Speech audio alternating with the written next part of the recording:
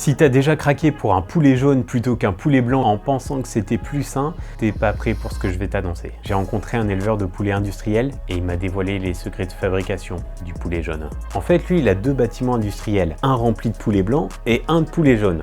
Déjà, c'est exactement la même race. C'est la race Ross 308, c'est la plus courante dans cette industrie. Elle est capable de passer de 0 à 2 kg en seulement 32 jours. Alors si c'est la même race, pourquoi il y en a des jaunes et pourquoi il y en a des blancs? Eh ben c'est dû à l'alimentation. Alors qu'est-ce qu'ils avalent ces poulets?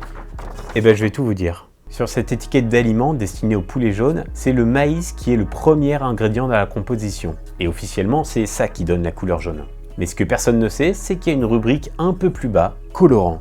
Ouais, on fait avaler du colorant à des poulets, notamment la lutéine et d'autres composés totalement imprononçables. En vérifiant, effectivement, on apprend que ça sert bien à jaunir la chair. Ça permettrait même de renforcer le jaune des œufs. Si cet éleveur il s'est confié à moi, c'est parce qu'il sait que le poulet jaune ça se vend mieux, alors que pour lui, c'est juste une galère. Ce qu'il me dit, c'est que cet aliment spécial, il est difficile à digérer pour les poulets, ça les fait boire plus, leurs fientes sont liquides, donc il doit rajouter de la paille, chauffer, ventiler plus, sans qu'on le paye davantage évidemment.